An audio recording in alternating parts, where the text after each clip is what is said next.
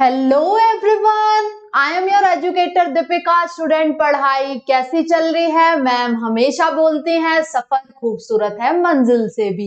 क्या सफर है हमारा सफर है नीट की एक सीट हासिल करना। आज एनसीईआरटी सिंप्लीफाइड सीरीज में मैम आपके लिए लेकर आ गई हैं इवोल्यूशन। ये काफी इंटरेस्टिंग चैप्टर है। हम जानेंगे कैसे कैसे इवोल्यूशन हुआ मैन का, राइट। तो वो सारी चीजें हम एनसीईआरटी सिंप्लीफाइड सीरीज में, जो कि हम आपको पढ़ा रहे हैं line by line, evolution start करते हैं, राइट। ये मैम के बारे में कुछ इंफॉर्मेशन है, आपको पसंद आए तो आप पढ़ सकते हैं। तो चलो स्टार्ट करते हैं क्लास 12 का चैप्टर 7 इवोल्यूशन। तो आप लोगों को ये पहले भी आपने पढ़ा होगा कि इवोल्यूशन में हम क्या देखते हैं कि पहले पहले कैसे चलते थे, हम झुककर चलते थे, राइट। फिर थोड़ा इरेक्ट हो गए सारा, फिर हम सारे लिम्स का यूज करने लग गए। तो इस तरीके से बहुत सारे चेंजेस आने लग गए, जैसा कि आपने पढ़ा भी हुआ है इवोल्यूशन में कि जैसे जैसे किस तरीके से अपने इन्वायरमेंट के बेसिस पे ह्यूमंस में अडेप्टेशन हुई, उसके बेसिस पे सारे इवोल्यूशन हुए और धीरे धीरे सारी चीजें डेवलप होने लग गई, राइट। तो वो सारी बातें आज हम पढ़ेंगे, राइट। तो स्टार्ट करते हैं। Evolutionary biology is the study of history of life forms on earth. What exactly is evolution? To understand the changes in flora and fauna that we have occurred over millions of years on the earth, we must have been an understanding of context of origin of life. मतलब जो evolutionary biology है वो क्या है? आपकी study है history of life forms of earth, किस तरीके से आपकी लाइफ इवॉल्व हुई अर्थ पे। ये चीजें हम इवोल्यूशनरी बायोलॉजी में पढ़ते हैं कि हमें पता तो होना चाहिए कि जो हमारी लाइफ आई है अर्थ पे वो किस तरीके से आई है। बहुत सारी थ्योरीज दी गई हैं साइंटिस्ट के द्वारा कि इस तरीके से लाइफ आई। किसी ने बोला कि ऐसे ही थी जैसे आज हम हैं, वैसे ही लाइफ थी। मैं बताऊंगी कौन से साइंटिस्ट ने ऐसा कहा। कुछ साइंटिस्ट ने ये बोला कि जो प्री एग्जिस्टिंग लाइफ फॉर्म्स थी और सारे ऑर्गेनिज्म उनसे बने। फिर आगे चलकर और थ्योरीज दी गई जिसमें बोला गया कि जो हमारी लाइफ आई थी वो इनऑर्गेनिक मॉलिक्यूल से आई थी, इनऑर्गेनिक मॉलिक्यूल से ऑर्गेनिक मॉलिक्यूल बने थे, उसी से आपका DNA, RNA, then amino acids and protein में कन्वर्ट हो गई थी सारी चीजें। तो हम देखेंगे क्या क्या थ्योरीज थी आपकी, उसके बारे में पढ़ेंगे। तो what exactly is evolution? To understand the changes in flora and fauna that we have occurred over millions of the year, we must have an understanding of the context of origin of life, that is evolution on earth, of stars, indeed of universe itself. अगर हम जानना चाहते हैं कि कैसे I life अर्थ पे, तो हमें ये पता करना होगा किस तरीके से ओरिजिन हुआ लाइफ का और कैसे कैसे चेंजेस हुए flora and fauna, plants and animals में किस तरीके से ये चेंजेस हुए हैं वो देखेंगे। What follows is the longest of all construct and concocted stories. This is the story of origin of life and evolution of life forms और biodiversity on planet earth in the context of evolution of earth and against background of evolution of universe itself. तो वही बताया इस paragraph में कि बहुत सारी stories दी गई कि जैसे आपने सुना भी होगा कि जल परी की कहानी होती, तो ऐसे बहुत बहुत मनगढ़ंत कहानियां बनाई गई कि इस तरीके से लाइफ आई, ऐसे इवोल्यूशन हुआ। बहुत सारी थ्योरी को डिसरिगार्ड कर दिया गया, साइंटिस्ट डिसएग्री हुए, बहुत सारे डिसएग्रीमेंट्स हुए साइंटिस्ट के बीच में आपस में। फिर ऐसे करते करते बहुत सारी थ्योरी आई और कुछ थ्योरी अप्रूव भी हुई, राइट। तो आगे देखते हैं कि क्या क्या थी ये सारी थ्योरी। ओरिजिन ऑफ लाइफ के बारे में बात करते हैं। When we look at the stars on the clear night sky, we are in a way looking back in the time. Stellar distance are measured in light year. तो देखो आप stars देखते हैं तो स्टार्स का जो डिस्टेंस है हमारे से वो बहुत ज्यादा है, तो लाइट एमिट हुई होगी कभी, देन फिर हमारे पास आ रही है। तो वो जो हम डिस्टेंस मेजर कर रहे हैं अपना स्टार्स को देखने का, वो स्टेलर डिस्टेंस में मेजर होता है। What we see today is an object whose emitted light started its journey millions year back and from trillions of kilometers away and reaching our eye. वही बात जो मैंने अभी आपको बताई कि जो भी हम स्टार्स देख रहे हैं, तो कोई भी स्टार ने कोई लाइट एमिट करी होगी, लिखा हुआ है कब एमिट करी होगी, जब बहुत पहले मिलियंस ऑफ ईयर बैक उसने लाइट एमिट करी होगी, और ट्रिलियंस ऑफ किलोमीटर अवे, बहुत दूर से वो लाइट एमिट करी गई होगी, राइट। तो इसी तरीके से ये चीजें बताई गई हैं कि बहुत trillions of millions years, trillions of kilometre से वो लाइट आई होगी, और ये journey millions of year back start हो गई होगी, जो आपका स्टार लाइट एमिट कर रहा है और जो आपकी आई पे वो आ रही है और आप देख रहे हैं। तो ये बहुत पहले की बातें हैं, जो भी आप अभी देख पा रहे हैं, दूर दूर जो ऑब्जेक्ट रहते हैं उनके बारे में यहाँ पे बताया गया है। इनिशियली बता रहे हैं कि कैसे कैसे ओरिजिन हुआ आपकी लाइफ का। However, when we see objects in our immediate surrounding, we see them instantly and hence is the present time। तो आप देखो स्टार्स कितना दूर है, स्टार्स कितने दूर होते हैं, तो वो लाइट एमिट कर रहे हैं, काफी लॉन्ग डिस्टेंस से वो कर रहे हैं और काफी समय लग जाता है वही लाइट को हमारी आईज पे आने में, राइट। और जो हम नियर बाय चीजें देख रहे हैं, अपने आसपास आप कुछ भी देखते हैं, बुक्स देख रहे हैं, कंप्यूटर देख रहे हैं, लैपटॉप्स देख रहे हैं, तो वो बहुत नियरेस्ट चीजें होती है और वो आप प्रेजेंट टाइम में देख रहे होते हैं, वही बताया गया है। ये पहले की चीजें आपको बताई गई हैं कि कैसे कैसे ओरिजिन हुआ लाइफ का, तो आप समझे इन चीजों को कि कैसे कैसे theories I. Therefore, when we see the stars, we apparently are peeping into past। तो वही बताया गया है कि हम स्टार्स को जो देख रहे हैं तो वो पास्ट में हुई होंगी चीजें, वही चीजें बता रहे हैं यहाँ पे। The origin of life is considered a unique event in history of universe. तो जो ये ओरिजिन ऑफ लाइफ है, ये एक यूनिक इवेंट है। किस तरीके से चीजें हुई कि origin of life considered as unique event in universe, right. The universe is vast, universe बहुत बड़ा है। Relatively speaking the earth itself is almost only a speck. तो आप देखेंगे कि यूनिवर्स इतना बड़ा है कि अर्थ उसके सामने काफी छोटा है। ब्रह्मांड हमारा काफी बड़ा है, आप एक डॉट की तरह है अर्थ यूनिवर्स के सामने, वही बताया गया है। अभी आगे पढ़ते हैं। The universe is very old, almost 20 billion years old. तो ये क्वेश्चन भी आपसे पूछ लिया जाएगा एमसीक्यू में, क्योंकि आगे आगे हम जैसे पढ़ते रहेंगे बताया जाएगा कि यूनिवर्स कब आया, अभी हमने देखा, फिर अर्थ कब आई, फिर सेल्यूलर फॉर्म ऑफ लाइफ कब आई अर्थ पे, फिर नॉन सेल्यूलर फॉर्म कब आई। तो ये सारी बातें यहाँ पे हम पढ़ेंगे कि किस तरीके से चीजें हुई। तो यूनिवर्स कब आया आपका, ऑलमोस्ट 20 बिलियन ईयर ओल्ड। तो हमारा यूनिवर्स कितना बिलियन ईयर ओल्ड है, 20 billion year old. Huge cluster of Galaxy comprises universe. Galaxy contain stars, clouds of gases and dust.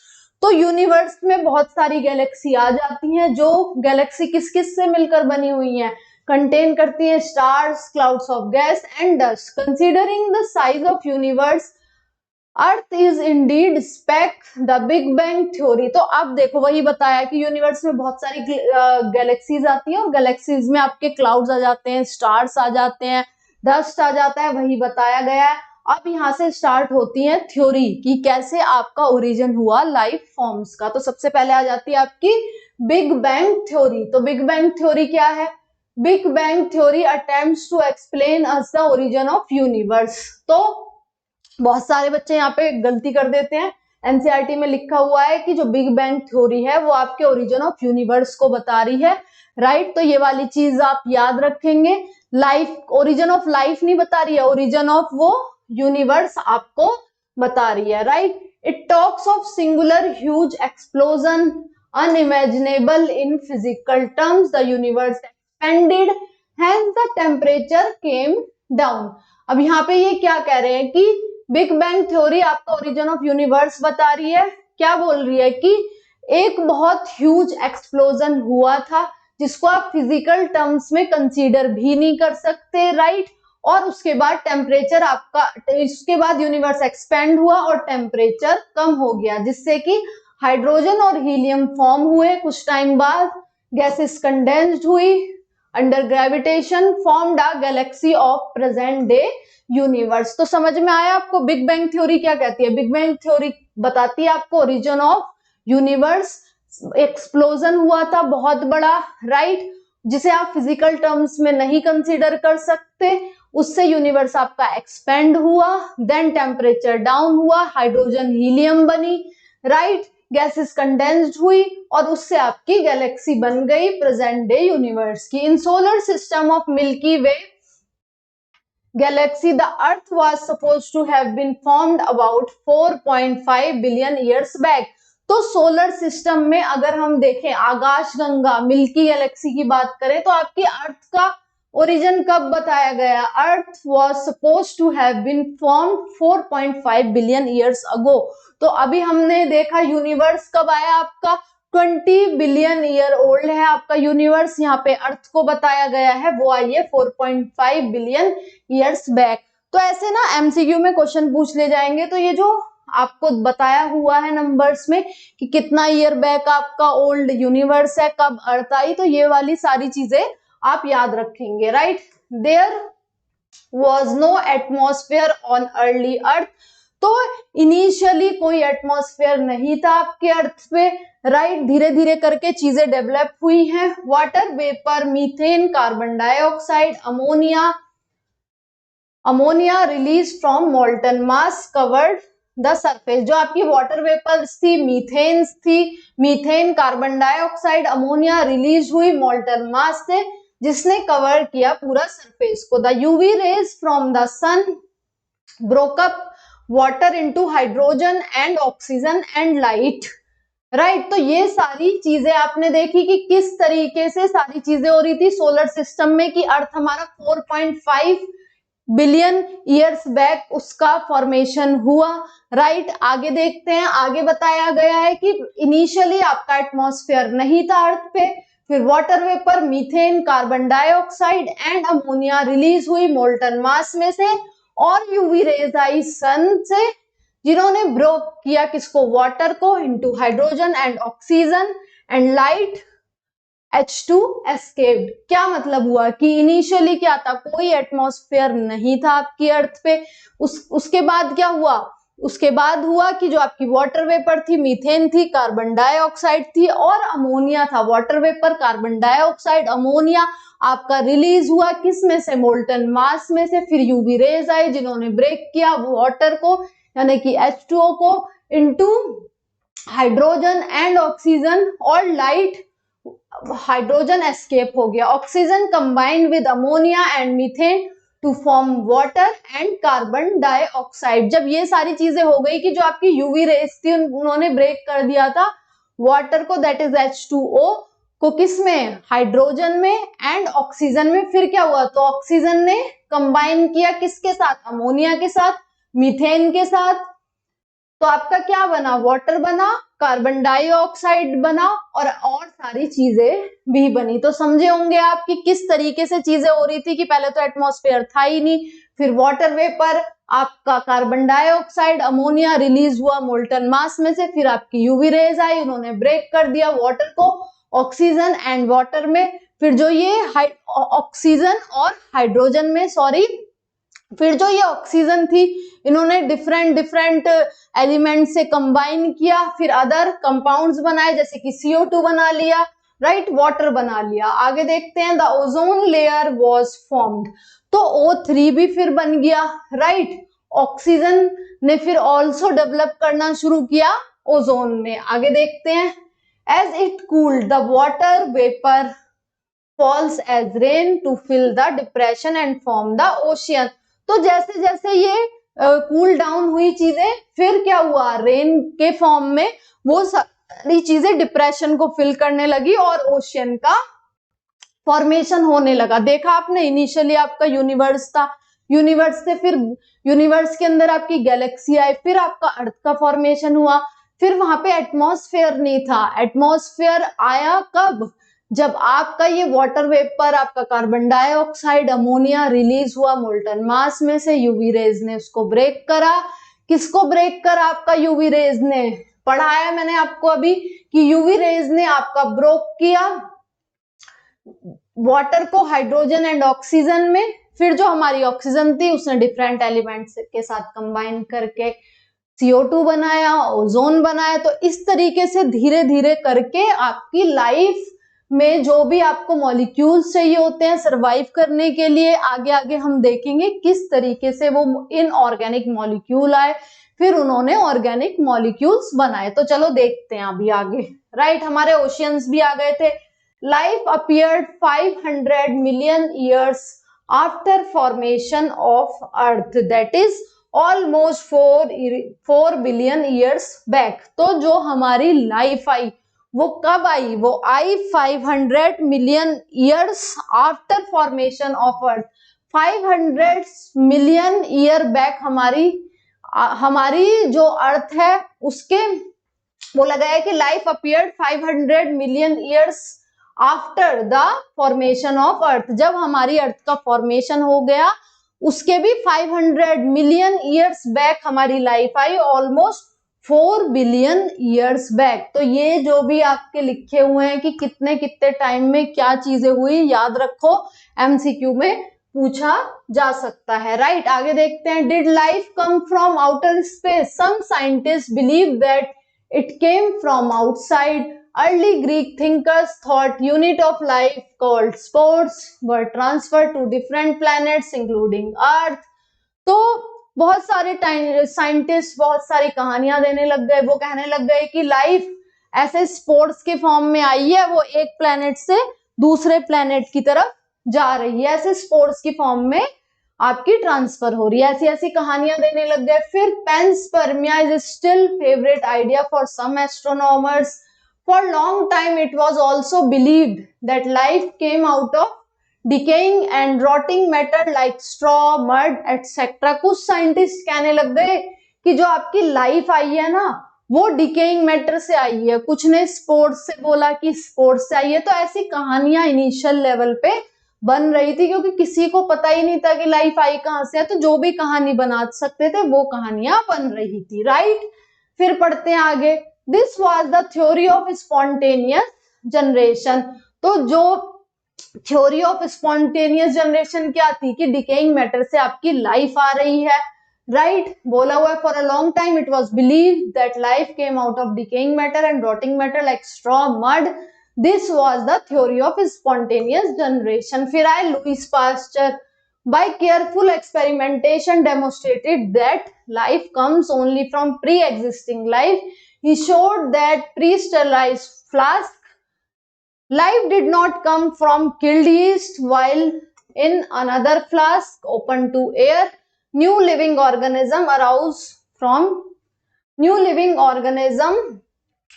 from killed yeast। Spontaneous generation theory was dismissed for all। तो जो हमारे Lewis pasture आए थे उन्होंने एक और experimentation देखा कि किस तरीके से लाइफ आ सकती है। तो उन्होंने पाया कि जो हमारी लाइफ होती है वो सिर्फ प्री एग्जिस्टिंग लाइफ फॉर्म से आती है। तो ये स्टेटमेंट भी आपसे पूछ लिया जाएगा कि लाइफ प्री एग्जिस्टिंग फॉर्म से आई थी, ये कौन से साइंटिस्ट ने बोला था। तो ये छोटी छोटी चीजें हैं क्योंकि एनसीईआरटी लाइन बाय लाइन आपको इसीलिए ही पढ़ाया जा रहा है कि एनसीईआरटी की किसी भी लाइन से आपसे क्वेश्चन पूछ लिया जाए तो आप बता सकें। राइट, तो प्री एग्जिस्ट होती है लाइफ फॉर्म से लाइफ, ये कहा था लुईस पास्चर ने। उन्होंने देखा कि अगर वो प्री स्टेरिलाइज कर रहे हैं किसी भी फ्लास्क को, जब उन्होंने एक्सपेरिमेंट करा तो लाइफ आपकी किल्ड यीस्ट से नहीं आ रही है, जबकि अगर ओपन एयर में आप रख रहे हैं, आप ओपन एयर में अगर फ्लास्क को रख रहे हैं वहां पे आपकी लाइफ देखने को उन्हें मिली। इसी वजह से जो कौन सी थ्योरी थी आपकी स्पॉन्टेनियस जनरेशन को डिसमिस कर दिया गया, क्योंकि वो स्पॉन्टेनियस जनरेशन जो आपकी थ्योरी थी वो क्या कह रही थी कि लाइफ आ रही है डिकेइंग मैटर से। लेकिन यहाँ पे लुईस पास्चर ने क्या बोला? लुईस पास्चर ने बोला कि आपकी जो लाइफ है वो आती है प्री एग्जिस्टिंग लाइफ फॉर्म से। आगे देखते हैं। However, this did not answer how the first life came from on the earth। तो आप देखो कि कोई तो ये बोल रहा था कि स्पोर्स हैं वो एक प्लेनेट से दूसरे प्लेनेट में ट्रांसफर हो रहे हैं। राइट, एक थ्योरी में बोला गया कि डिकेइंग मैटर से लाइफ आ रही है, दूसरे में फिर अब थर्ड में लुईस पास्चर ने बोल दिया प्री एग्जिस्टिंग से आ रही है। चलो मान भी लिया प्री एग्जिस्टिंग से लाइफ आ रही है, प्री एग्जिस्टिंग लाइफ फॉर्म से, तो फर्स्ट लाइफ फॉर्म किससे आई वो पता करना तो जरूरी है ना, कि पहला ऑर्गेनिज्म कैसे आया। तो ये साइंटिस्ट के मन में बहुत सारे क्वेश्चन उठने लग गए कि लुईस पास्चर ऐसे बोल तो रहे हैं कि जो हमारी लाइफ आई है वो प्री एग्जिस्टिंग लाइफ फॉर्म से आई है आपकी, राइट। बट फर्स्ट ऑर्गेनिज्म कैसे आया वो भी तो पता करना चाहिए। तो और साइंटिस्ट आए, एक्सपेरिमेंट्स हुए बहुत सारे। तो Oparin of Russia and हेल्डेन of England proposed as the first life form could have been come from pre-existing non-living organic molecules, that is RNA, protein, etc. That formation of life preceded by chemical evolution, that is formation of diverse organic molecule from inorganic constituent.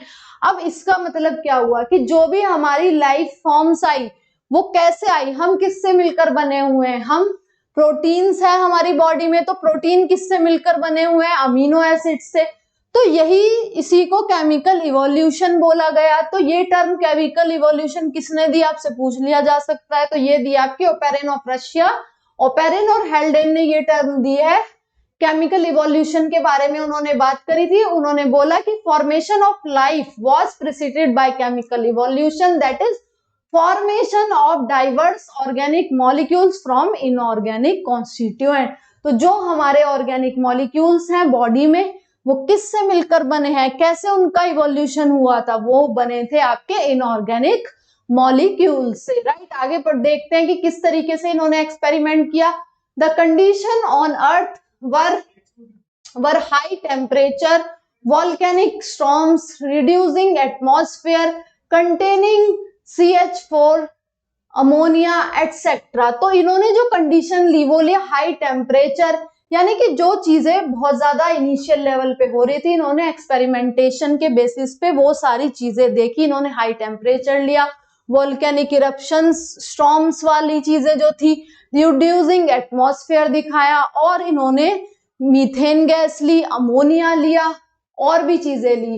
Then ये सारी चीजें इन्होंने बताई कि ये condition थी, जो condition और अर्थ पे थी वो थी high temperature, volcanic storm, reducing atmosphere and आपका क्या, आपकी मीथेन और ammonia. In 1953 S L miller an American scientist created similar conditions in laboratory. तो जो कंडीशन बताई गई अर्थ पे वो ये बताई गई कि हाई टेम्परेचर था, वोल्केनिक स्टॉर्म्स आ गए थे, रिड्यूसिंग टेम्परेचर था, मीथेन गैस रिलीज हो रही थी, राइट, जो कि एटमॉस्फेयर था रिड्यूसिंग था, जिसमें आपकी मीथेन गैस थी, अमोनिया था। यही सारी कंडीशन एसएल मिलर ने किसमें परफॉर्म किया, लैब में परफॉर्म किया। कि ऐसे बोल तो रहे हैं, चलो एक बार लैब में देख तो लें कि ऐसी चीजें हो भी रही है या नहीं। कि ओपेरिन और हेल्डेन ने बोला कि जो हमारी लाइफ फॉर्म्स आई है वो एक केमिकल इवोल्यूशन पे बेस्ड है, और जो हमारे ऑर्गेनिक मॉलिक्यूल्स हैं वो इनऑर्गेनिक मॉलिक्यूल से मिलकर बन रहे हैं, ऐसे लाइफ का फॉर्मेशन हुआ था।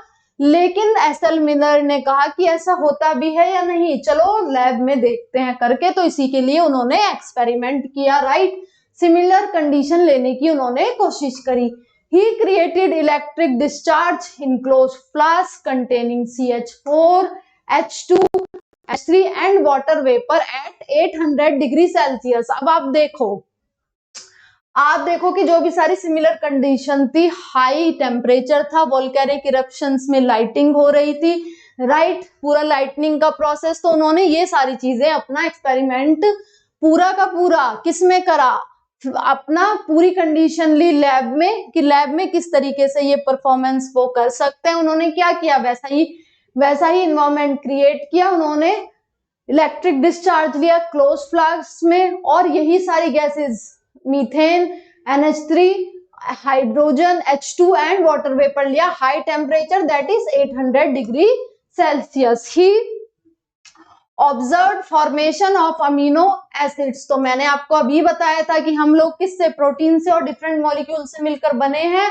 प्रोटीन्स किससे मिलकर बने होते हैं, अमीनो एसिड से। तो उन्होंने देखा जब वो ये सारी सिमिलर कंडीशन दे रहे हैं लैब में, electrical discharge, high temperature 800 degree Celsius, उसके बाद वो क्या देख रहे हैं, वो देख रहे हैं वहां पे फॉर्मेशन हो रहा है अमीनो एसिड का।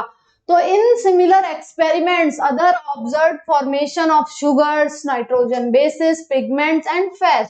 Analysis of meteoroid content also revealed similar compounds indicating similar process occurring elsewhere in space. तो अब यहाँ क्या मतलब हुआ? यहाँ ये मतलब हुआ कि जो उल्का पिंड भी गिरा था यहाँ पे एटमॉस्फेयर में, उसमें भी यही सिमिलर कंपाउंड्स पाए गए आपके मेटेरियोइड जो बोला गया है. तो वही बताया गया है कि बहुत सारे एक्सपेरिमेंट्स और देखे, उनमें भी सिमिलर चीजें पाई जा रही थी कि नाइट्रोजिनस बेसिस, पिगमेंट, फैट्स, ये सारे जितने भी कंपाउंड्स थे, एलिमेंट्स मिलकर जो भी बना रहे थे, उनका फॉर्मेशन देखा गया. कई हद तक ये केमिकल इवोल्यूशन की बात को सही माना जाने लगा कि जो आपके ऑर्गेनिक मॉलिक्यूल्स होते हैं, लाइफ का जो फॉर्मेशन हुआ है वो केमिकल इवोल्यूशन से हुआ है. और ऑर्गेनिक मॉलिक्यूल्स आपके बनते हैं किससे? इन ऑर्गेनिक मॉलिक्यूल्स से, राइट. इसी तरीके से आपकी लाइफ फॉर्म हुई.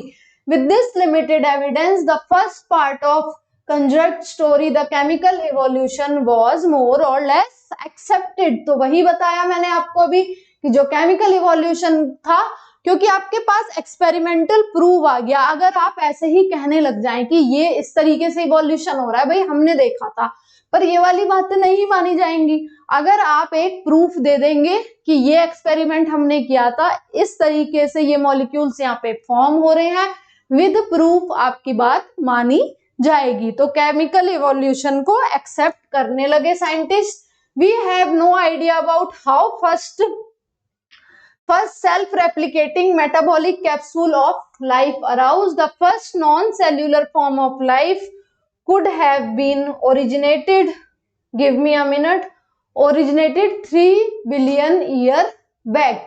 तो आपकी जो non cellular form of life थी वो कब आई? 3 मिलियन ईयर बैक. तो ये वाली पॉइंट्स याद रखो. They would have been joint molecules, RNA, proteins, polysaccharide etcetera. These capsules reproduce their molecules. Perhaps the first cellular form of life did not possibly originate till about 2000 million years ago. तो आपकी जो first cellular form of life थी वो originate 2000 million years ago तक होने का try हुआ था. वहां पे there were probably single cells. All life forms were in water environment only. This version of biogenesis, that is first form of life, arose slowly through evolutionary forces from non-living molecules, is accepted by majority. However, once formed, तो ये जो theory आई, जैसे कि chemical evolution आया, अभी समझाती हूँ मैं आपको ये सारी लाइन, तो इससे कहीं ना कहीं सबको समझ में आने लग गया था कि केमिकल इवोल्यूशन सही है. जो हमारी बॉडी में फॉर्मेशन होता है ऑर्गेनिक मॉलिक्यूल्स का, वो इनऑर्गेनिक मॉलिक्यूल्स से हुआ है. एक्सपेरिमेंटली ये प्रूव भी हो गया था कि नॉन सेल्यूलर, और आगे बताया गया है कि नॉन सेल्यूलर लाइफ फॉर्म कब आई? 3 billion year ago. Cellular form आपकी कब आई? 2000 मिलियन ईयर अगो. तो ऐसी बहुत सारी थ्योरी देने लगे लोग. फिर उसके बाद how the first cellular forms of life could have been evolved into complex biodiversity of today is the fascinating story that we discussed below. तो और कैसे कैसे थ्योरी आई, किस तरीके से पहली लाइफ आई, उसके बारे में भी हम जानेंगे. अभी तक केमिकल इवोल्यूशन को एक्सेप्ट किया जा रहा था, राइट. यहाँ पे हम डायग्राम देख लेते हैं कि डायग्राम क्या दिखाया हुआ है आपका मिलर्स एक्सपेरिमेंट का. तो ओपेरिन और हेल्डेन ने जिस तरीके से चीजें बताई थी, जो इन्वायरमेंट लिया था, उसी को एसएल मिलर ने क्या डायग्रामेटिकली आपका ये शो किया था. तो इन्होंने क्या किया? इन्होंने इलेक्ट्रोड्स लिए इलेक्ट्रिक डिस्चार्ज के लिए, ताकि स्पार्क डिस्चार्ज हो सके. तो जो जो कंडीशन ली, तो वो सारी यहाँ डायग्राम में दिखाई जा रही है, ध्यान से समझो. उन्होंने ये सारी गैसेस ली, क्या? मीथेन लिया, अमोनिया लिया, वाटर लिया, वाटर वेपर, और हाइड्रोजन गैसेस ली. यहाँ से कंडेंसर लिया ताकि कंडेंस कर दें गैस को, वाटर ड्रॉपलेट मिल सके.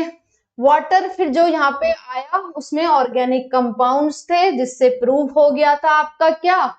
क्या प्रूव हो गया था आपका कि केमिकल इवोल्यूशन बहुत हद तक सही है, कि हमारे जो ऑर्गेनिक मॉलिक्यूल्स हैं वो इनऑर्गेनिक मॉलिक्यूल्स से बन रहे हैं। तो इसी चीज को उन्होंने एक्सपेरिमेंटली दिखाया। किसने? एसएल मिलर ने। ये जितनी भी गैसेस दी हुई हैं यहाँ पे, मीथेन, आपका अमोनिया, वाटर वेपर, हाइड्रोजन, ये क्वेश्चन पूछा जाता है एमसीक्यू में। आप पीवाईक्यू उठा के भी देखोगे, उसमें लिखा हुआ है कि जो कंडीशंस ली थी किसने? एसएल मिलर ने। तो कौन कौन सी गैसेस यूज करी थी, राइट? तो ये याद रखोगे कौन कौन सी थी आपकी, मीथेन थी, अमोनिया थी, water vapour and hydrogen.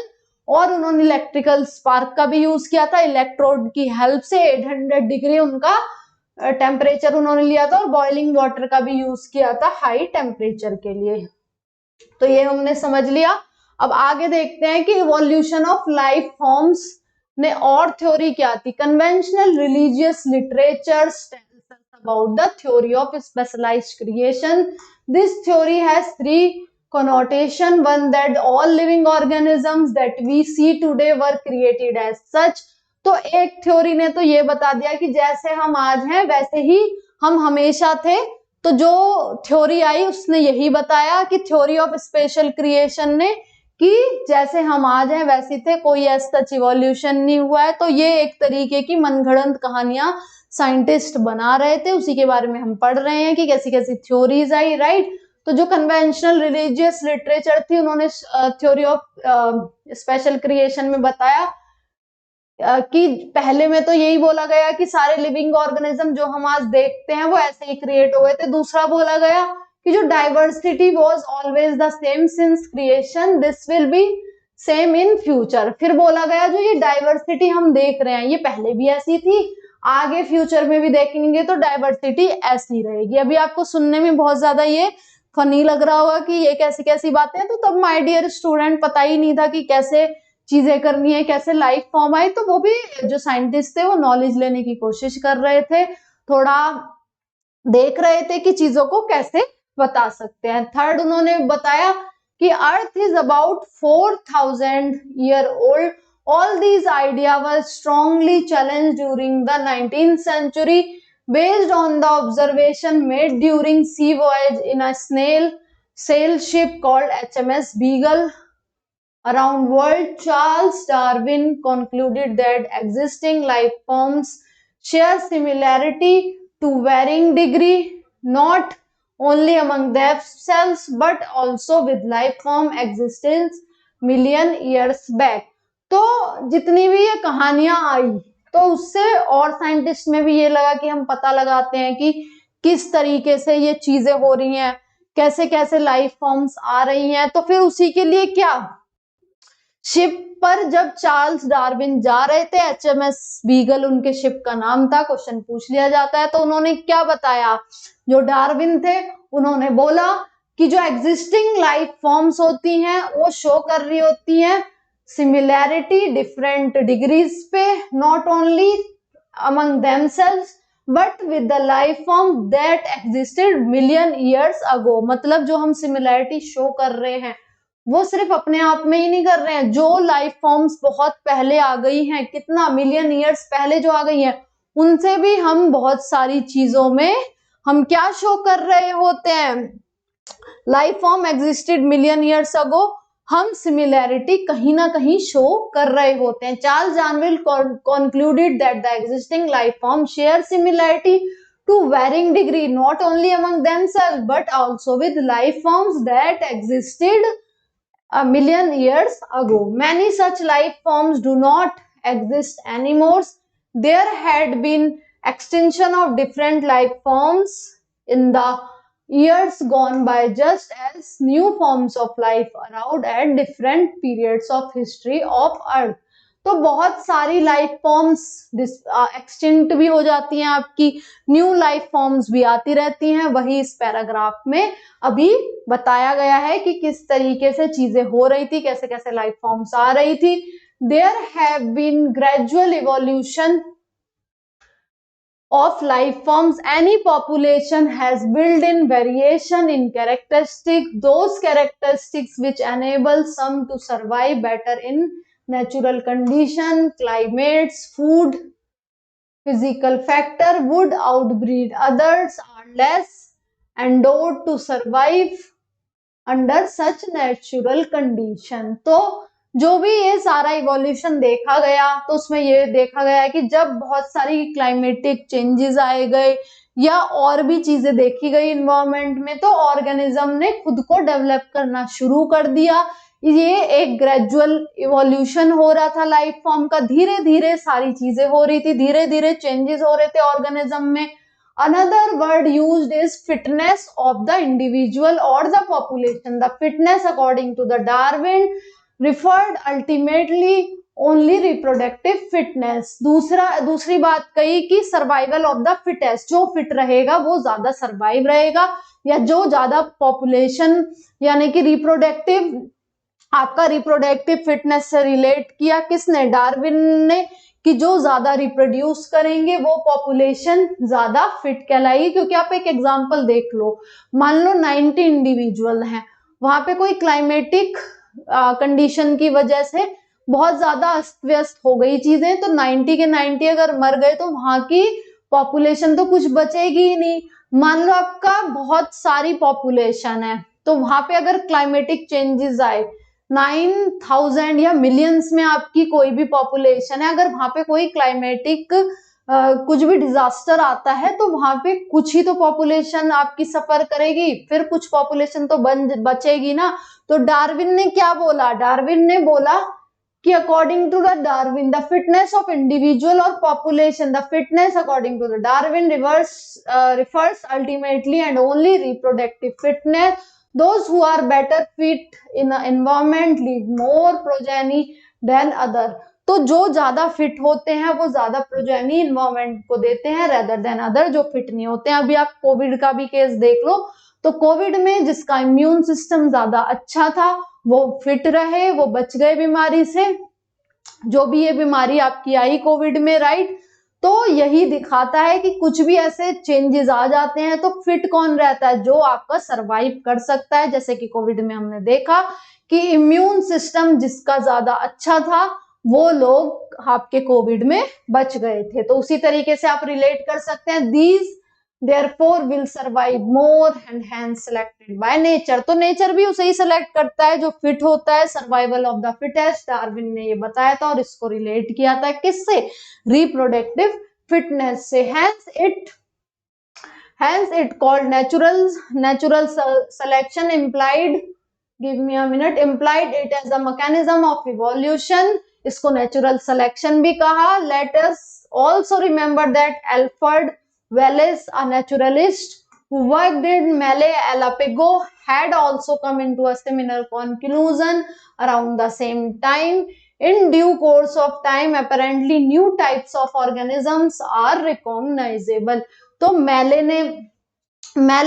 Alfred Wallace ने भी नेचुरलिस्ट थे, उन्होंने वर्क किया आर्केपिगो पे, उन्होंने भी सिमिलर चीजें देखी, जो भी डार्विन बता रहे थे उनको भी उनकी बातें सही लग रही थी, right. In due course apparently new types of organisms are recognizable। all existing life forms share similarity and share common ancestors। तो जो लाइफ फॉर्म्स थी वो सिमिलैरिटी तो शेयर करती हैं, उनका ओरिजिन भी किससे होता है, वो कॉमन एंसेस्ट्री को भी फॉलो कर रही होती हैं। however these ancestors were present at different periods in the history of earth, epochs, era and आपका इपॉक, पीरियड्स एंड एरा। तो जो आपके जो डिफरेंट एंसेस्टर होते हैं वो डिफरेंट पीरियड्स पे प्रेजेंट होते हैं आपके in history of life forms में। The geological history of earth closely relate with the biological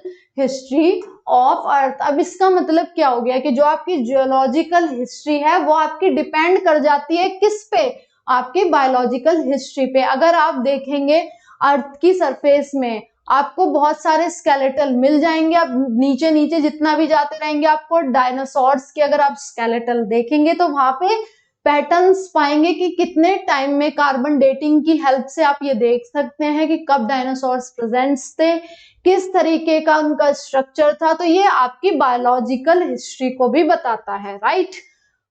a common Pessimisable conclusion is that Earth is very old, not thousands of years as was thought earlier, but billions of years old. तो आपकी जो अर्थ थी वो billion years old है, ये दिखाता है किस तरीके से चीजें आई, क्या थ्योरीज रही, हमने समझा। आगे देखते हैं, what are the evidences of evolution. अब हम देखेंगे कि एविडेंसेस क्या थे आपके इवोल्यूशन के, कि कुछ एविडेंस भी तो होने चाहिए आपके इवोल्यूशन के।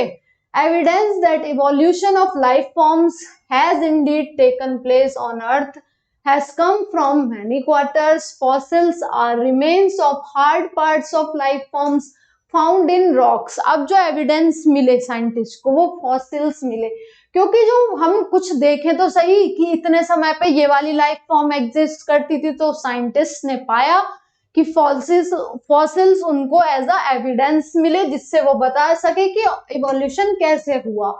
Rocks form sediment and a cross section of earth crust indicates the arrangement of sediments one over other during the long history of earth. वही मैं आपको बता रही थी कि अगर आप अर्थ क्रस्ट में जाके देखेंगे, बोला हुआ है कि rocks from the sediment and cross section of earth crust indicate arrangement of sediments over the surface during long history of earth. Different age rock sediment contains fossil of different life forms who probably died during the formation of particular sediment. तो different जो आपके sediment के surfaces थे वहां पे आपको क्या मिले, फॉसिल्स मिले डिफरेंट लाइफ फॉर्म्स को, जो कि आपको बता रहा था कि इस समय पे ये वाले ऑर्गेनिज्म इस टाइम में यहाँ रहते थे। तो ये हमें अर्थ क्रस्ट से हम पता कर सकते हैं। Some of them appear similar to modern organism, कुछ मॉडर्न ऑर्गेनिज्म की तरह भी दिख रहे थे, जैसे कि they represent extinct organism, dinosaurs अभी हम बात कर रहे थे वही। A study of fossil in different sedimentary layers indicates the geological period in which they existed. जो हम स्टडी कर रहे हैं फॉसिल्स की डिफरेंट सेडिमेंट्री लेयर्स में, वो इंडिकेट करता है क्या, जियोलॉजिकल आपका पीरियड, राइट, जिसमें वो रह रहे थे, राइट, एग्जिस्ट कर रहे थे। The study showed that the life form varied over time and certain life forms are restricted to certain geological spans. तो बोल रहे हैं कि जो स्टडी है आपकी लाइफ फॉर्म्स की वो वेरी कर रही थी ओवर टाइम, और जो भी हम फॉसिल देख रहे हैं मैंने आपको बताया वो बता रहा है कि किस टाइम में वो फॉसिल प्रेजेंट था, वो ऑर्गेनिज्म कब पाया जा रहा था, right. The study showed that the life forms varied over time, आपकी लाइफ फॉर्म्स वेरी कर रही थी time to time. Certain life forms restricted थी एक सर्टेन जियोलॉजिकल टाइम स्पैन में, कि पर्टिकुलर लाइफ फॉर्म इसी टाइम स्पैन में आपकी पाई जा रही है। Hence, new forms of life have arisen at different times in the history of Earth. जो आपकी न्यू फॉर्म्स आ रही थी वो डिफरेंट टाइम में आ रही थी, different times in the history of अर्थ, नई नई लाइफ फॉर्म्स भी आ रही थी। तो अलग अलग टाइम फ्रेम में ये सारी चीजें हो रही थी, right. All this is called palaeontological evidence. तो आप जो ये हिस्ट्री ऑफ फॉसिल्स या फिर जो भी आप पढ़ते हैं इसको हम पैलेंटोलॉजिकल एविडेंस बोलते हैं, जिससे हम पता कर सके कि कौन सी लाइफ फॉर्म कब आ रही है और इवोल्यूशनरी बायोलॉजी को हम समझ सकें। ये एक एविडेंस की तरह इवोल्यूशन में लिया जा रहा था। Do you remember how these ages of fossils are calculated? Do you recollect the methods of radioactive dating and principles behind the procedure? तो फिर बताया गया कि जो आपका ये होता है कार्बन डेटिंग की हेल्प से हम क्या कर सकते हैं, हम बता सकते हैं कौन सा ऑर्गेनिज्म कब आया था। वही बोला गया है कि कैसे आप पता कर सकते हो फॉसिल्स का, फॉसिल की स्टडी कैसे कर सकते हो, वो सारी बातें यहाँ पे बताई गई हैं, राइट। चलो आगे बढ़ते हैं। Comparatively, anatomy and morphology shows similarities and differences among organisms of today and those existed years ago. तो अगर आप कंपेयर करें एनाटॉमी एंड आपकी मॉर्फोलॉजी, ये पढ़ाया भी हुआ है हमने आपको अपने चैनल्स पे कि एनाटॉमी मतलब इंटरनल स्ट्रक्चर अगर आप देखें, मॉर्फोलॉजी एक्सटर्नल जो फीचर्स होते हैं ऑर्गेनिज्म के, उसके बेसिस पे आप कंपेयर करें तो आपको डिफरेंसेस और सिमिलैरिटी दिख जाती है ऑर्गेनिज्म में किस तरीके से एग्जिस्ट कर रही है। Such similarity can be interrupted to understand whether common ancestor was shared और नॉट। अगर हम ये सिमिलैरिटी एनाटॉमिकली मॉर्फोलॉजी देखें तो हमें पता चल पाएगा कि ये वाला ऑर्गेनिज्म इस एंसेस्टर से बिलोंग कर रहा है और आप कौन सी एंसेस्टर को फॉलो कर रहे हैं, राइट। तो देखते हैं आगे। For example whales, bat, cheetah, humans, all mammals share similarity in the pattern of bones of forelimb। तो यहाँ पे एग्जाम्पल की हेल्प से समझाया गया है कि जो चीता होता है, व्हेल होते हैं, आपके ह्यूमंस होते हैं, मैमल्स, उनमें सिमिलैरिटी पाई जाती है किसमें, पैटर्न्स ऑफ बोन्स में ऑफ फोरलिम्ब के, राइट। तो डायग्राम की हेल्प से भी समझेंगे ये। Though these forelimbs perform different functions, in these animals they have similar anatomical structure. All of them, give me a minute, all of them have radius, humerus, ulna, carpals, metacarpals, phalanges and in their forelimbs। तो जो structure होता है चीता में, Wales में, bat में और आपका किस में, आपका वेल्स में बताया और मैंने चीता में बताया, बैट में बताया, ह्यूमन, सारे मैमल्स में जो स्ट्रक्चर होता है बोन्स का, फोरलिम का, वो तो आपका है सिमिलर, बट वो जो फंक्शंस परफॉर्म कर रहे हैं वो डिफरेंट होते हैं। जैसे कि बैट आपका उल्टा लटक जाता है पेड़ में, उससे यूज करता है, हाथों का यूज हम पकड़ने के लिए करते हैं, जो चीता होता है वो चलने के लिए करता है। तो ये फंक्शंस हो गए आपके डिफरेंट, बट आपके जो स्ट्रक्चर था वो आपका था आपका जो स्ट्रक्चर थे वो थे सिमिलर। तो in these animals the same structure developed along the different directions due to adaptation at different needs. This is called divergent evolution. These structure called homologous। तो आप देखो इनका एंसेस्टर एक था और ये स्ट्रक्चर भी सेम था इनका और ये फंक्शंस डिफरेंट कर रहे हैं, तो डाइवर्जेंट हो रहा है, तो इसी को कहलाया क्या, इसको कहते हैं हम डाइवर्जेंट इवोल्यूशन। और ये जो स्ट्रक्चर्स थे ये कहलाए होमोलोगस, क्योंकि इनका स्ट्रक्चर सेम था, होमोलोगस, बट फंक्शंस शो कर रहे थे आपके डिफरेंट, तो ये कहलाए homologous organs. Give me a minute, देख लेते हैं अभी, गिव मी अ मिनट, पूरा ये अभी चीजें जो करनी है। कहाँ पे थे हम, 17th पे थे, चलो पढ़ते हैं। होमोलोगस इन्हें कहा गया, तो होमोलोगी इंडिकेट करती है आपकी कॉमन एंसेस्ट्री को, तो कॉमन एंसेस्ट्री भी दिखाती है आपकी होमोलोगी, राइट। तो आपने समझा ये सारी चीजें। गिव मी अ मिनट, ये डायग्राम यहाँ पे दिखाया गया है, family tree of dinosaurs and their living modern day counterpart organisms like crocodile and birds. तो आप देखो इवोल्यूशन में किस तरीके से पहले आए टायरासेरोटॉप्स, देन टायरानोसोरस, टेरोडॉन, क्रोकोडाइलियन, आपका आर्कियोप्टेरिस, स्टीगोसोरस और ब्रैंकियोसोरस। तो ये आपको डायग्राम देख के कहीं भी यहाँ से हटा के पूछ लिया जाएगा कि क्या है ये, राइट। तो किस तरीके से यहाँ पे क्या आता है, आपको यहाँ से हटा के एमसीक्यू में या डायग्राम के बेसिस पे यहाँ पे क्वेश्चन पूछ लिया जा सकता है। तो ये डायग्राम आप बना के देख सकते हैं, बहुत डिफिकल्ट नहीं है। ट्राइसेरोटॉप्स है, टायरानोसोरस है, टेरोनोडॉन है, क्रोकोडाइल है, इधर आर्कियोप्टेरिस है, स्टीगोसोरस एंड ब्रैंकियोसोरस। तो ये यहाँ पे फैमिली हिस्ट्री दिखाई गई है, किसकी फैमिली ट्री दिखाया गया है, डायनासोर का, राइट। ये हमने समझ लिया होमोलोगस ऑर्गन, होमोलोगी आपकी कॉमन एंसेस्टर को दिखाई थी। अनदर एग्जांपल आर वर्टिब्रेट का हर्ट्स और ब्रेन में देखा जाता है। जैसे कि आप देखो कि जैसे हर्ट और ब्रेन को भी हम होमोलॉगी की सेंस में कहेंगे कि उनका फंक्शंस अलग है, स्ट्रक्चरली वो सिमिलर है। स्ट्रक्चरली कैसे कि जैसे हर्ट्स को भी ब्लड की यूज होता है और हमारा जो ब्रेन होता है उसमें नर्व्स से वो बने होते हैं स्ट्रक्चरली, राइट।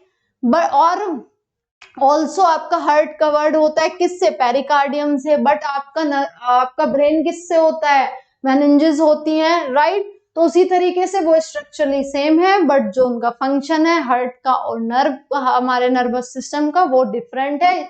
तो बोला गया homology indicate common ancestry. Another example are vertebrate hearts और brain in plants also thorn and tendrils of bougainvillea and cucurbita represent आपकी होमोलॉगी, जो कि डायग्राम में दिखाया गया है कि जो थॉर्न और टेंड्रिल्स होते हैं बुगन thorns and tendril of bougainvillea and cucurbita represent करते हैं homology. Homology is based on the diverse evolution whereas analogy refers to the situation exactly opposite. आपका अभी हमने देखा होमोलोगस ऑर्गन्स क्या होते हैं, अब हम देखते हैं एनालोगस ऑर्गन्स क्या होते हैं। ये फेवरेट क्वेश्चन है आपका नीट का, होमोलोगस और ये एनालोगस पे जो एग्जांपल्स मैं बता रही हूँ उससे रिलेटेड क्वेश्चन आपसे भर भर के पूछ लिए जाते हैं, तो ये याद रखो आप लोग, राइट। प्लांट्स में एनिमल्स में क्या क्या है। अब बात करते हैं एनालॉगी की। जो विंग्स ऑफ बटरफ्लाई हैं, बर्ड्स हैं, वो एक जैसे लगते हैं, they are not anatomically similar, but anatomically similar structures नहीं है, दो दे परफॉर्म सिमिलर फंक्शन। तो इसमें बताया बटरफ्लाई के जो विंग्स हैं आपके और आपके जो बर्ड्स के विंग्स हैं वो दिखते हैं एक जैसे, राइट, बट उनका स्ट्रक्चरल सिमिलर नहीं होता है, बट वो फंक्शन जो परफॉर्म करते हैं वो होते हैं उनके सिमिलर। इसी को कहा जाता है क्या, एनालॉगी।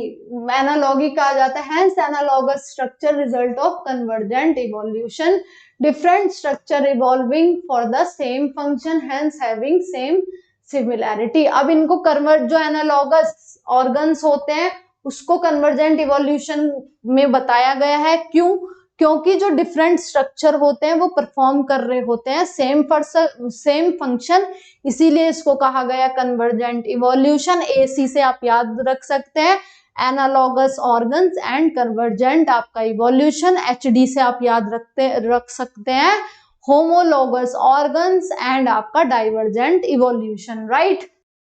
तो मैं लिख देती हूँ यहाँ पे आपका, गिव मी अ मिनट, यहाँ पे आप लिख सकते हो कि एचडी से आप याद कर सकते हैं क्या, homologous organs and divergent evolution.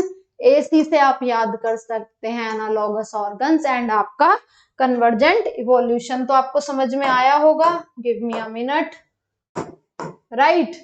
फिर other examples of analogy are eye of octopus and mammals और the flippers of penguins and dolphins. तो ये जो एग्जांपल्स हैं कि आई ऑफ ऑक्टोपस और आपका eyes of mammals, flippers of penguin and dolphins, ये सारे एग्जांपल है आपके एनालॉगी के। ये याद रखो, क्वेश्चन बहुत ज्यादा एग्जांपल्स पे पूछे जाते हैं, right. One can say that it is the similar habits that has resulted in selection of similar adaptive features in different groups of organisms but towards the same function।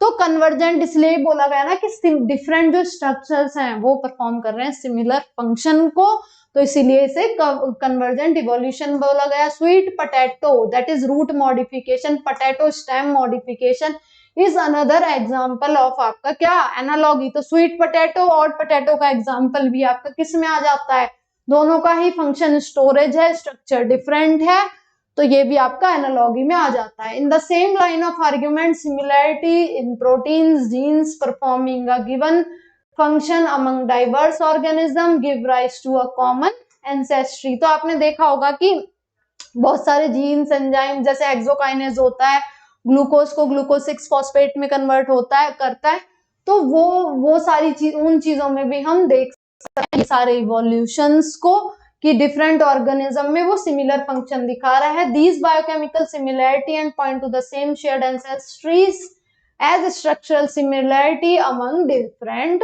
Organisms, right. Man has breed selected plants and animals for agriculture, horticulture, sport or security. Man has domesticated many wild animals, crops. This intensive breeding program has created breeds that differ from other।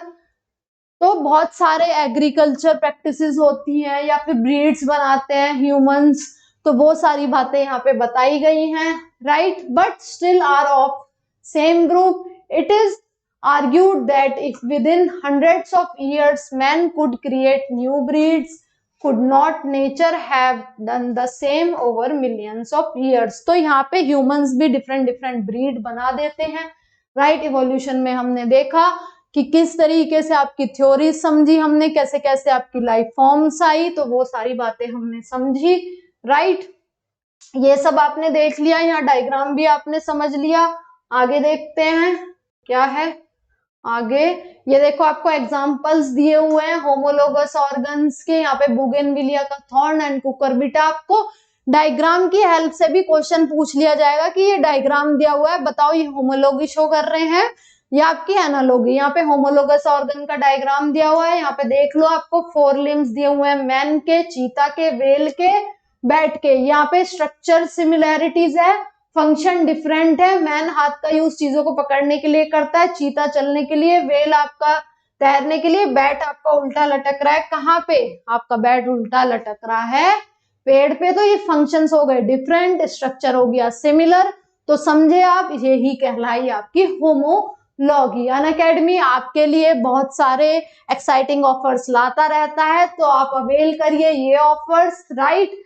तो आपके लिए NEET 2025 की preparation को अच्छा बनाने के लिए 600 plus lectures, 20 test English language में इतने अमाउंट पे प्रोवाइड कराई जा रहे हैं, तो एनरोल करिए। यहाँ पे आप यूज कर सकते हैं मेरा code DEEP20, that is DEEP20।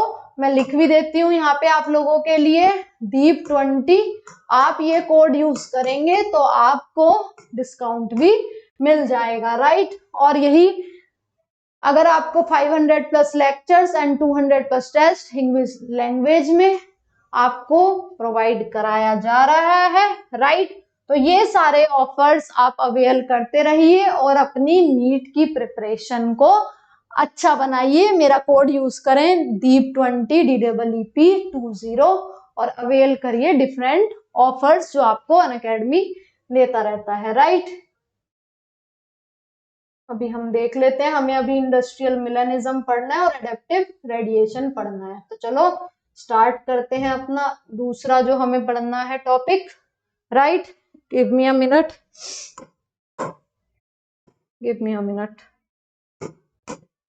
चलो। Another interesting observation supporting evolution by natural selection come from the England in collection of moths made in 1850 before industrial मिलाइज। तो एक और देखा हमने, एक और फिनोमिना देखा इंग्लैंड में, कब? 1850s, और उसके बाद जो इंडस्ट्रीज में इंडस्ट्रियलाइजेशन हो रहा था, तो एक और नेचुरल सिलेक्शन का फिनोमिना देखा। देखते हैं वो क्या है, right. In 1850, before industrialization, it was observed that there were more white-winged moth on the tree than dark-winged melanized moth। तो जब आपका इंडस्ट्रियलाइजेशन नहीं था, डस्ट ज्यादा नहीं था, तो वहां पे व्हाइट कलर के जो मॉथ्स थे वो ज्यादा पाए जा रहे थे in comparison to dark winged आपके जो मॉथ थे। तो फिर क्या था? In collection carried out from these same area, but after industrialization in 1920 there were more dark colored moth in the same area, proportion was reversed। तो देखा गया, साइंटिस्ट बिल्कुल हैरान हो गए कि ये क्या हो रहा है कि जब इंडस्ट्रियलाइजेशन नहीं था तो आपके व्हाइट कलर के जो मॉथ्स थे वो ज्यादा पाए जा रहे थे, जब इंडस्ट्रियलाइजेशन हो गया तो आपके डार्क कलर के जो मॉथ थे वो ज्यादा पाए जा रहे थे। अब ऐसा क्यों हो रहा था, क्या रोल था, कैसे इसमें नेचुरल सिलेक्शन पार्ट प्ले करता है, आइए देखते हैं। The explanation put forward for this observation was that predator will spot a moth against contrasting background. तो जो कॉन्ट्रास्टिंग बैकग्राउंड था उसके बेसिस पे जो प्रेडेटर थे वो अटैक कर रहे थे। जैसे कि इनिशियली जब इंडस्ट्रियलाइजेशन नहीं था तो व्हाइट कलर के मॉथ ज्यादा थे, क्यों थे? क्योंकि जो बार्क थी वहां पे लाइकन्स थी, तो जो व्हाइट कलर के साथ जो हमारे व्हाइट मॉथ थे वो कैमोफ्लेज दिख रहे थे, तो वहां पे ज्यादा वो अटैक में नहीं आ पा रहे थे, प्रेडेटर को वो प्रेडेटर नहीं समझ पा रहे थे, राइट। बट जब इंडस्ट्रियलाइजेशन हो गया, डस्ट बढ़ गया, तो व्हाइट वाले ज्यादा दिखने लग गए उनको, क्योंकि बार्क के साथ कैमोफ्लेज हो गया आपका डार्क कलर्ड मॉथ का आपकी बॉडी। तो वहां पे आपके व्हाइट कलर वाले जो मॉथ थे आफ्टर इंडस्ट्रियलाइजेशन, उनपे अटैक ज्यादा होने लग गया, और आपके डार्क कलर्ड के जो विंग्ड जो मॉथ्स थे वो बचने शुरू हो गए। तो बोला गया कि जो प्रीडेटर था वो स्पॉट कर रहा था against constructing background during post industrialisation, tree trunks become dark due to industrialization smoke and shoots. Under this condition, the white-winged moth did not, give me a minute, did not survive due to predators. Dark-winged or melanized moth survives. Before industrialization, thick growth of almost white colored lichen covered the trees in that background. The white-winged moth survived, but the dark-colored moth were picked out. तो आप समझे होंगे, देखो यहाँ से समझो diagram से, मैंने आपको बताया कि जब इंडस्ट्रियलाइजेशन नहीं आया तो व्हाइट वाले बच जा रहे थे। क्यों? क्योंकि पॉल्यूशन कम था, तो आपकी जो लाइकेंस थी उन्होंने कवर कर लिया था आपके ट्री बार्क को, तो ये बच जा रहे थे आपके व्हाइट वाले, क्योंकि कैमोफ्लेज शो कर रहे थे। तो वहां पे डार्क का कम था नंबर, सॉरी डार्क को प्रेडेटर पकड़ रहा था, व्हाइट का ज्यादा था। बट जब इंडस्ट्रियलाइजेशन हो गया, आपका इंडस्ट्रियलाइजेशन हो गया, तो आपके डार्क मिलेनाइज्ड जो मॉथ्स थे वो आपके कैमोफ्लेज कर रहे थे, डार्क हो जा रही थी बार्क आपकी ट्री की, तो वो कैमोफ्लेज कर जा रहे थे बार्क के साथ। तो यहाँ पे प्रीडेटर व्हाइट वाले मॉथ को पकड़ रहा था, यहाँ पे तो व्हाइट वाले मॉथ को पकड़ रहा था, बट इधर पे पकड़ रहा था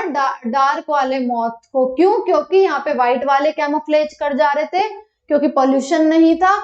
यहाँ पे ये डार्क वाले कैमोफ्लेज कर जा रहे थे। तो यहाँ पे वही दिखाया गया है कि विंग्ड मॉथ आपको dark wing moth and tree bark पे आपको दिखाया गया है in unpolluted area and in polluted area. तो समझ में आया होगा आपको कि जब आपका पॉल्यूशन नहीं था तब तो आपके बच जा रहे थे कौन से, व्हाइट कलर्ड मॉथ, और जब पॉल्यूशन या इंडस्ट्रियलाइजेशन बढ़ गया आपका तो कौन से, डार्क कलर्ड मॉथ आपके बच जा रहे थे, क्योंकि वो कैमोफ्लेज कर रहे थे आपकी डार्क जो बार्क हो जा रही थी ट्री की। किस वजह से? क्योंकि पॉल्यूशन बढ़ गया था, तो वहां पे नंबर कम हो रहा था आपके व्हाइट कलर्ड मॉथ का, राइट। तो ठीक है, चलो समझ लेते हैं अब आगे अपना क्या पढ़ना है हमें।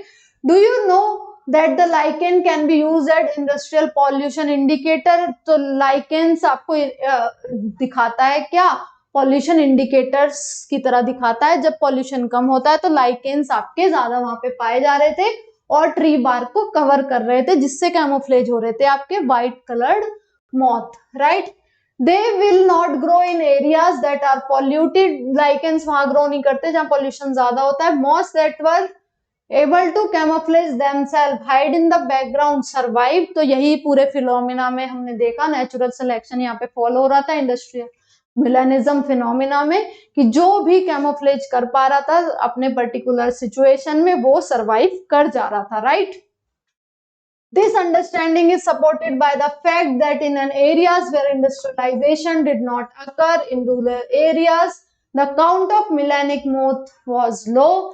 This shows that the mixed population, those can better adapt, survive, increase in a population size. Remember, there is no variant is completely wiped out, right? तो ये सब हमने देख लिया, यानी कि ये बता रहे हैं कि पूरी जो पॉपुलेशन ऐसा नहीं है कि जैसे हम देख रहे थे बिफोर इंडस्ट्रियलाइजेशन आपका व्हाइट कैमोफ्लेज कर रहा है मॉथ्स, है ना, तो और आपका डार्क वाले को प्रेडेटर ले जा रहा है। तो ऐसा नहीं कि डार्क वाले की सारी पॉपुलेशन आपकी एक्सटेंट हो जाएगी, थोड़ी बहुत बच जाती है। ऐसी आफ्टर आपका इंडस्ट्रियलाइजेशन हो रहा था कि जो आपका मॉथ था डार्क वाला वो कैमोफ्लेज कर जा रहा था, व्हाइट वाले को प्रेडेटर ले जा रहा था। बट ऐसा नहीं है कि उसकी भी सारी पॉपुलेशन एक्सटेंट हो जाएगी, थोड़ी बहुत बच जाती है। वही बोला हुआ है कि remember there is no variant is completely wiped out, right. तो similarly excess use of herbicides, pesticide has only resulted in the selection of resistant variety in much lesser time scale. This is also true for microbes against which we employ antibiotic drugs against eukaryotic organism. अब इसका क्या मतलब हुआ, जैसे कि आपने देखा होगा कि जैसे हम गुड नाइट्स का यूज करते हैं, गुड नाइट का मच्छर को मारने के लिए, अब क्या होता है, बहुत सारा आप सुन रहे होते हैं, मम्मी बोल रही होती है कि गुड नाइट से तो मच्छर ही नहीं मरते, तो उन्होंने क्या रेजिस्टेंस पावर डेवलप कर ली है। जैसे कि आपने देखा होगा कुछ दवाइयां आप लेते हैं उसका असर अब बंद नहीं होता क्योंकि वो पैथोजन भी आपका रेजिस्टेंट हो गया है, वही बताया गया है। Hence resistant organism cells are appearing in time scale of month, years and not centuries. These are the examples of evolution by anthropogenic action. This tells us that the evolution is not direct process in the sense of determinism. It is a stochastic process based on the chance events in nature and chance mutation in organism. तो बताया गया है जो आपका evolution है वो as a particular direction में नहीं हो रहा होता कि ऐसे होगा ऐसे होगा, वो चांस इवेंट होता है और आपका चांस म्यूटेशन की तरफ से होता है। अभी हम देखते हैं कि एडेप्टिव रेडिएशन आपका क्या है, क्या फिनोमिना है ये। During his journey Darwin went to Galapagos island. Darwin ने एक जर्नी अपनी जो कर रहे थे वो गैलापागोस आइलैंड पे पहुंचे।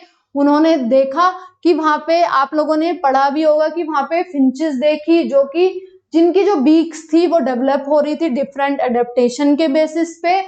उसी के बारे में हम पढ़ेंगे कि क्या है ये चीजें, राइट। आगे बढ़ते हैं। There he observed amazing diversity of creatures of particular interest, small black birds later called Darwin finches amazed him. He realized that there were many varieties of finches in the same island. All variety he constructed evolved on the island itself from the origin. Seed eating features, many other forms with altered beaks arose, enabling them to become insectivorous, right, and vegetarian finches. वही मैंने बताया आपको, वो Galapagos island पे गए अपनी journey के दौरान, उन्होंने देखा based on the food habits जो बीक्स थी वो डिफरेंट फिंचेस की डिफर कर रही थी। कुछ इंसेक्टिवोरस थी वो, तो उनकी बीक अलग तरह की थी। कुछ फ्रूगिवोरस थी, फ्रूट्स ईटिंग जो थी बर्ड्स, उनकी बीक अलग तरीके की थी। तो उन्होंने, उनके लिए काफी अमेज हुए वो ये चीजें देखकर कि ये जो वैरायटी ऑफ बीक्स हैं फिंचेस में कि ये किस तरीके से हैं। जैसे कि यहाँ पे देखेंगे आप, ब्रॉड है, यहाँ पे थोड़ी शॉर्ट है, इधर और शॉर्ट है। तो ये process of evolution of different species in a given geographical area starting from a point literally radiating to other areas of geography is called adaptive radiation. तो ये adaptive radiation पे भी क्वेश्चन पूछ लिया जाएगा आपसे, तो आप ये याद रखेंगे कि जो डिफरेंट ईटिंग हैबिट्स थी उनकी, उसके बेसिस पे वो जो फिंचेस थी वो अपनी बीक को डेवलप कर रही थी। इसी प्रोसेस को कहा गया एडेप्टिव रेडिएशन, जिसमें इवोल्यूशन हो रहा था डिफरेंट स्पीसीज का इन अ गिवन ज्योग्राफिकल एरिया, जो कि एक पॉइंट से स्टार्ट हुआ था और वो लिटरली रेडिएट हो रहे थे डिफरेंट ज्योग्राफिकल एरिया पे। इसी फिनोमिना को क्या कहा गया, adaptive radiations. Darwin finches represent one of the best example of this phenomena. Another example जो हम नेक्स्ट क्लास में आपका पढ़ेंगे, ऑस्ट्रेलियन मार्सुपियल्स, जिसमें कि नंबर ऑफ मार्सुपियल अलग अलग जगह से थे, इवॉल्व हो रहे थे एंसेस्टर स्टॉक से, but all with in Australian island continent when more than one adaptive radiations appear to have occurred in isolated geographical area. इसको हम क्या कहते हैं, इसको हम कहते हैं कन्वर्जेंट इवोल्यूशन। तो वही बताया गया है कि इसको हम कन्वर्जेंट इवोल्यूशन बोलते हैं। तो जो ये ऑस्ट्रेलियन मार्सुपियल वाला एग्जांपल है, हम पार्ट 2 हो अपना इवोल्यूशन में पढ़ेंगे। मेरे को मॉलिक्यूलर वाला चैप्टर याद आ रहा था अभी। तो जो हमारा सेकंड पार्ट है इवोल्यूशन वाले चैप्टर का, उसमें हम ऑस्ट्रेलियन मार्सुपियल के बारे में पढ़ेंगे। तो इसे कन्वर्जेंट इवोल्यूशन क्यों कहा गया, क्योंकि मोर देन वन आपका एडेप्टिव रेडिएशन अगर पाया जा रहा है आइसोलेटेड ज्योग्राफिकल एरिया में, तो उसको हम कहते हैं क्या, कन्वर्जेंट इवोल्यूशन। तो हम पढ़ेंगे ऑस्ट्रेलियन मार्सुपियल वाला और फिनोमिना, जो भी हमारे और चीजें रहती हैं इस चैप्टर में, इवोल्यूशन के सेकेंड पार्ट में हम पढ़ेंगे। तो आपको ये सारी चीजें समझ में आई होंगी कि थ्योरी किस तरीके से दी गई, कैसे लाइफ फॉर्म्स आई, हमने डिफरेंट एक्सपेरिमेंट्स देखे ऑल्सो हमने समझी सारी थ्योरीज और भी सारी चीजें देखी, कैसे कैसे आपकी लाइफ फॉर्म्स हुई, कैसे ऑर्गेनिक मॉलिक्यूल्स बने, इनऑर्गेनिक मॉलिक्यूल्स से, राइट। एक्सपेरिमेंट्स देके हमने होमोलोगस एनालोगस ऑर्गन्स समझे, एडेप्टिव रेडिएशन समझा। तो होप आपको पूरा चैप्टर समझ में आया होगा। जो भी डाउट है आप कमेंट में पूछ सकते हैं, राइट माय डियर स्टूडेंट। पूरा चैप्टर अच्छे से आप समझे तो thank you so much student. Subscribe करें हमारे channel NEET Marbles by Unacademy को। Thank you.